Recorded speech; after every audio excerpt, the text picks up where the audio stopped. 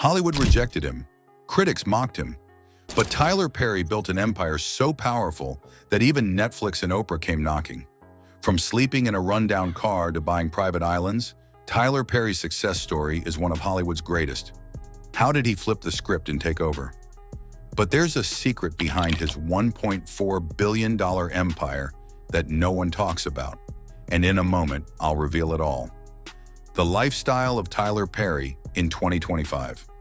Imagine waking up in a sprawling 35,000 square foot mansion, surrounded by 1,200 acres of private land, complete with its own airstrip and a fleet of luxury cars ready to roll.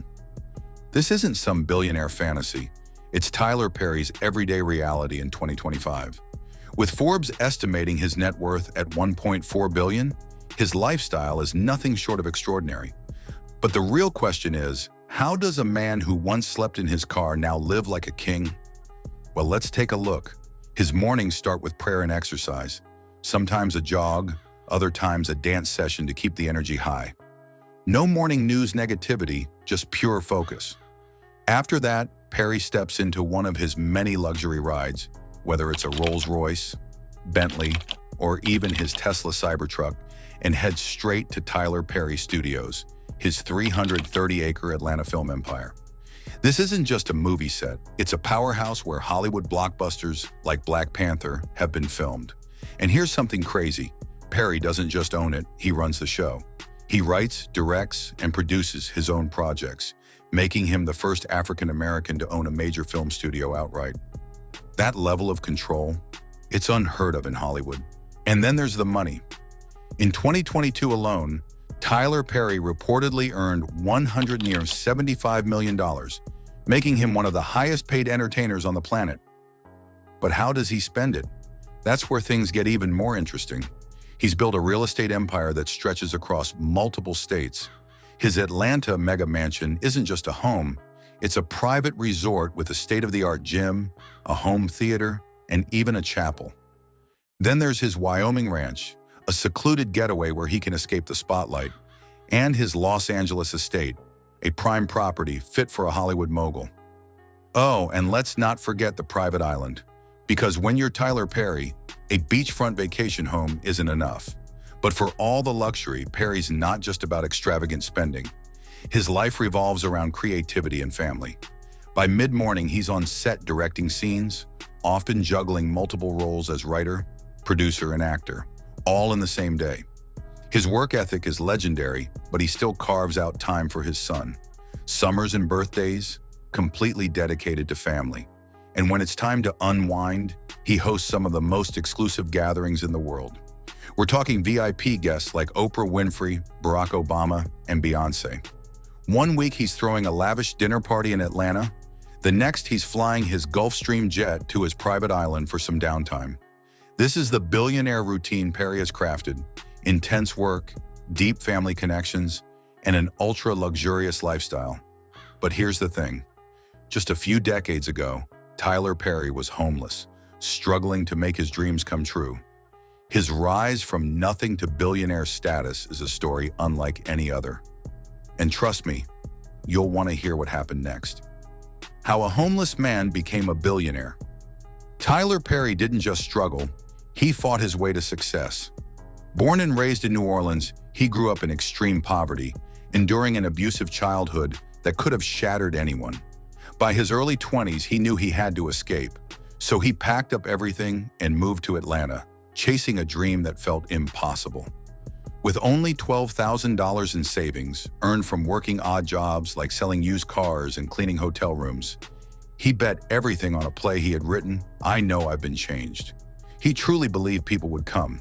He rented a theater, printed flyers, and prepared for his big moment. But then reality hit. Instead of the 1,200 people he expected, only 30 showed up. Imagine pouring every penny you have into something, only to look out at a nearly empty room. It was a disaster. The production flopped. His money was gone. With no way to pay rent, Perry found himself homeless on the streets of Atlanta. He slept in his rundown Geo Metro, washing up in public restrooms and working any job he could find just to survive. It was one of the darkest times of his life. He later admitted that there were nights he thought about giving up completely, but there was one thing that kept him going, a voice in his head telling him, "This is what you're supposed to do." For the next 6 years, he repeated the same cycle. Work whatever job he could find, scrape together money, rent a small theater, and try again. And every single time, failure. 6 times his play failed. 6 times he lost everything. He was at the breaking point, completely out of hope. He was ready to walk away from his dream forever. Then came March 12th, 1998, the night that changed his life. He had one last chance, one final show before calling it quits for good. He prepared himself for another disappointment, but when he arrived at the theater, he saw something that stopped him in his tracks, a line wrapped around the block. People were clamoring to get inside. This time, Atlanta showed up. The play that had flopped over and over again was suddenly a smash hit. What changed? The right audience finally found him. Perry's storytelling, deeply rooted in faith, family, and struggle, resonated powerfully with Black churchgoers who saw their own lives reflected in his work. The show was sold out, and from that moment on, every production he staged was a massive success. At 28 years old, after nearly a decade of crushing setbacks, Tyler Perry finally had his breakthrough. But this was only the beginning. His unique blend of humor, drama, and gospel storytelling was electrifying audiences across the country. He had gone from sleeping in his car to selling out theaters. But here's where things get really interesting. How do you take a successful play and turn it into a billion-dollar empire? Tyler Perry did it his way, rewriting the rules of Hollywood in a way that no one saw coming. And what happened next will blow your mind. The movie and TV empire that prints money. Tyler Perry didn't just enter Hollywood, he forced his way in. While major studios turned their backs, he built his own lane, proving them wrong every step of the way. But it wasn't easy. When he introduced the world to Medea, a loud, sassy, no-nonsense grandma played by Perry himself, Hollywood scoffed. Some critics dismissed it as coonery buffoonery, a phrase famously used by Spike Lee to attack Perry's brand of humor. Perry fired back, saying he was simply telling real stories about the grandmothers, aunts, and matriarchs he grew up with, characters that resonated deeply with Black audiences. Hollywood gatekeepers might have looked down on him, but Perry knew something they didn't. He had a loyal audience that would show up every time, so he bet on himself. In 2005, he took his hit play, Diary of a Mad Black Woman, and turned it into a movie. The film was made on a tiny $5.5 million budget, but it exploded at the box office, raking in $50 million. The studios had no idea what had just happened. Perry had hacked Hollywood's system. While other filmmakers needed studio backing, Perry owned his characters, scripts, and production, so nearly every dollar went straight into his pocket.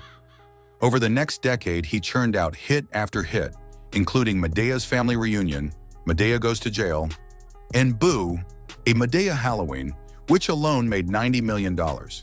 When you add it all up, his Medea franchise alone has made over $600 million at the box office. And the best part? Perry owns 100% of everything. But here's where it gets even crazier.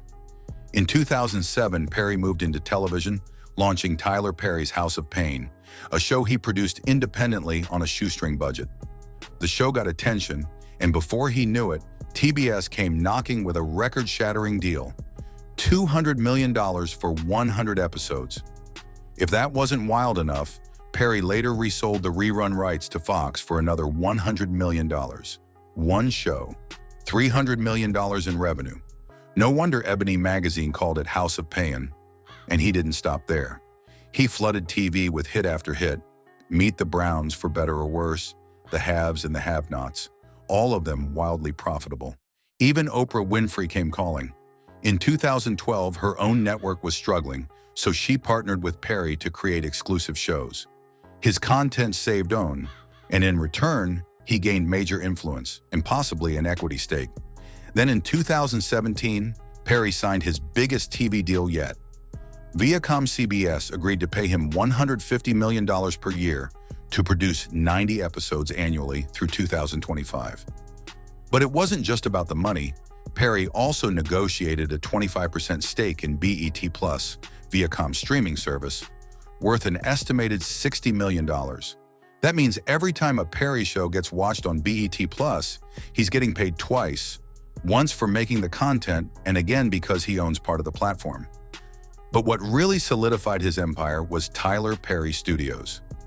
In 2015, he bought a decommissioned army base in Atlanta, 330 acres of prime land, and built a Hollywood of his own.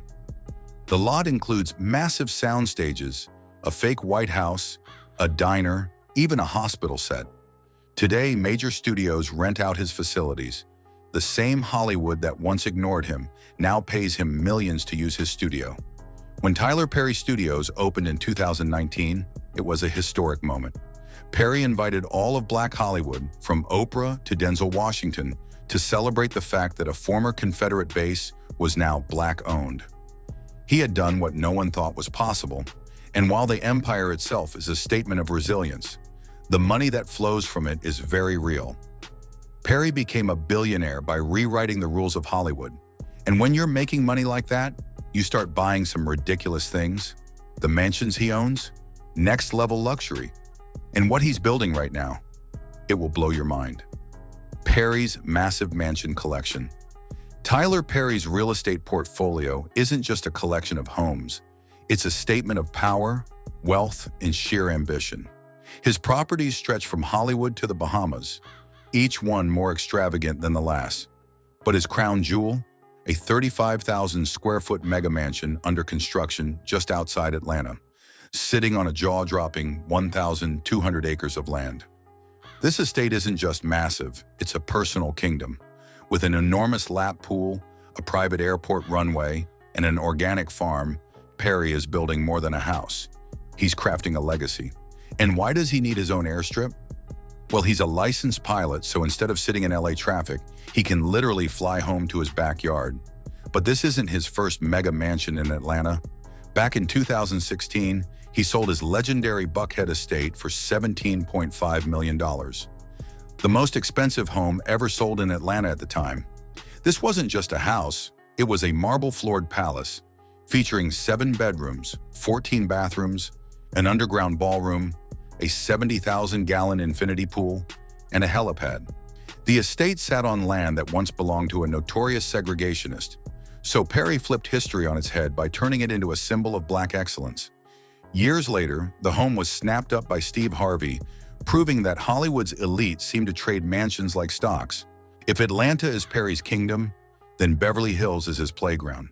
His 24,000 square foot Mediterranean-style estate sits on 22 private acres in the ultra-exclusive Beverly Ridge Estates.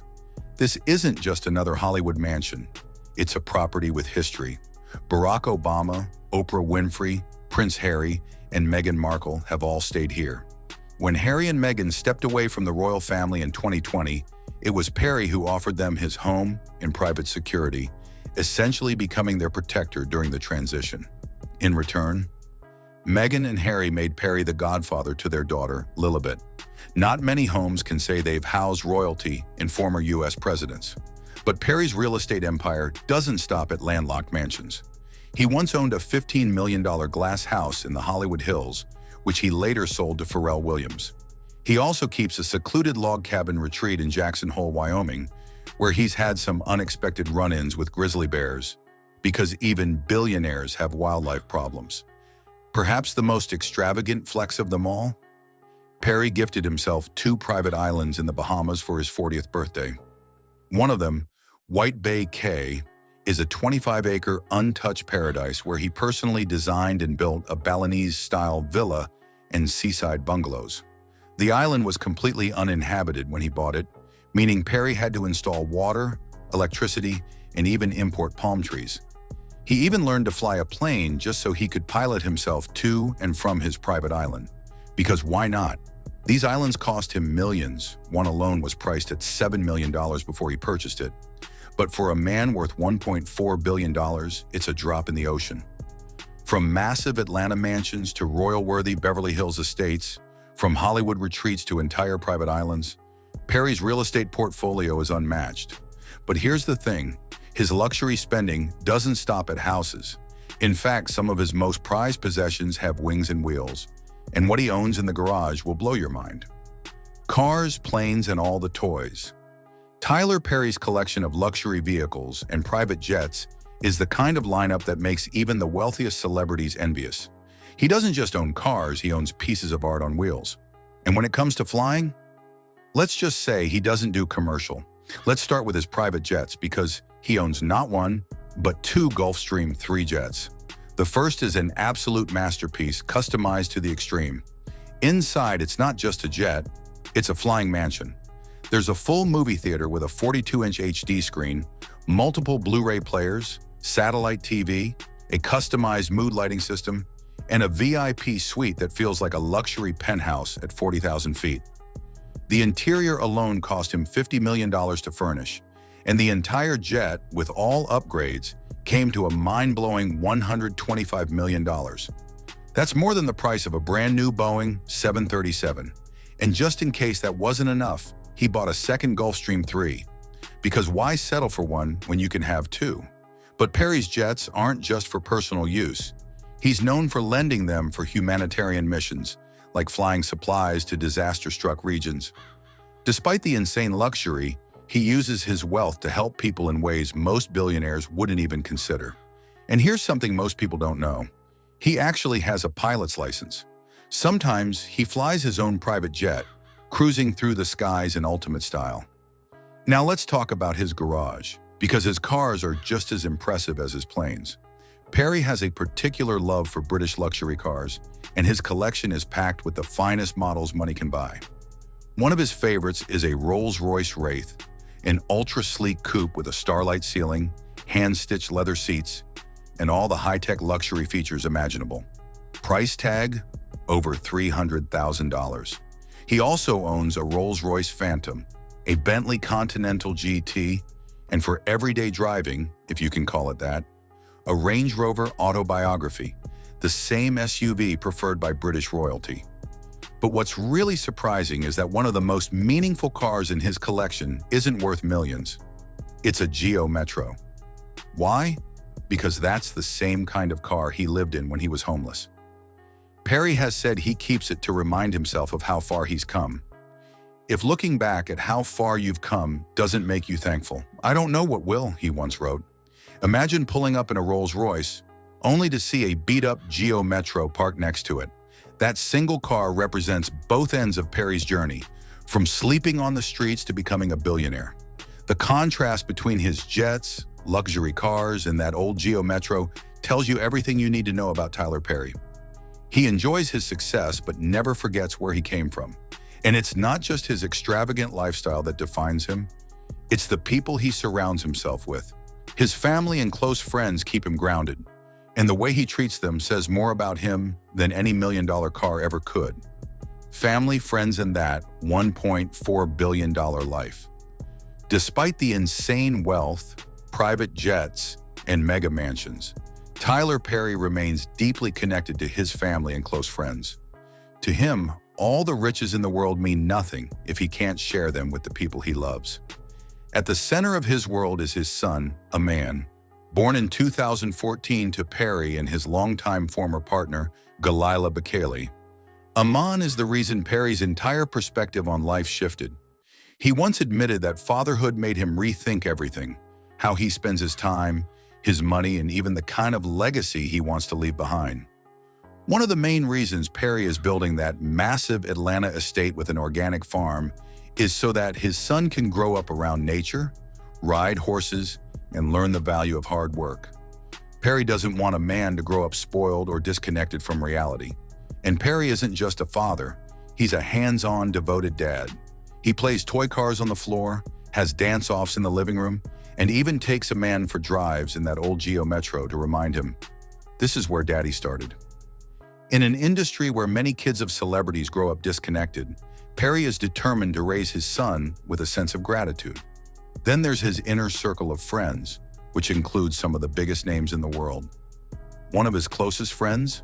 Oprah Winfrey. Their bond goes way back.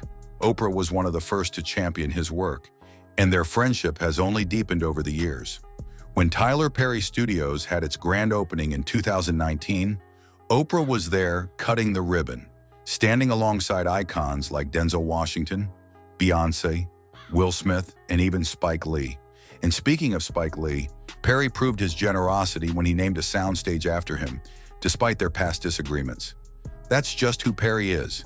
He doesn't hold grudges, he builds bridges. One of Perry's most unexpected friendships is with Prince Harry and Meghan Markle. When the royal couple stepped back from the British monarchy in 2020, they were essentially homeless, until Perry stepped in. He offered them his $18 million Beverly Hills mansion, provided his personal security team, and gave them a safe place to land. Perry later revealed that their connection was arranged through Oprah, and since then, he has remained incredibly close to the couple. In fact, when Harry and Meghan had their daughter, Lilibet, they asked Tyler Perry to be her godfather. Imagine going from homeless to billionaire, and now being godfather to British royalty. That's a story only Tyler Perry could write. But Perry's biggest flex isn't just his wealth, it's his heart. He has given away millions in charity, often in secret.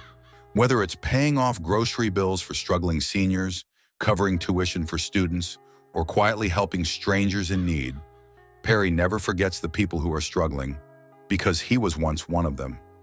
From billionaire business mogul to devoted father to a man who literally puts a roof over a stranger's head, Tyler Perry's story is more than just riches. It's about resilience, gratitude, and lifting others up. And if you think his journey stops here, you're mistaken. Perry has already hinted at his next big move, one that could completely change the game again.